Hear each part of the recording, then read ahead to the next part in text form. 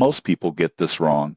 They think Loan Pilot is just another quick loan app. The surprising truth in 2026 is that Loan Pilot has developed into a multifunctional financial platform, offering early wage access, flexible installment payments, and tools to help users better manage cash flow. Here's how it works. Loan Pilot allows users to access part of their earned wages before payday, often in just a few hours. This can cover emergencies, urgent bills, or unexpected expenses without turning to high-interest credit cards. Certain purchases can also be split into smaller, manageable payments, making budgeting easier. The app is intuitive and easy to navigate. You can track advances, monitor repayment schedules, and analyze spending habits. Push notifications ensure payments are made on time, which helps prevent late fees and encourages good financial habits. The downside? Overusing Loan Pilot can be costly. Frequent advances or missed payments may result in fees, so it's best treated as a short-term solution rather than a long-term strategy. Tips for responsible use. 1.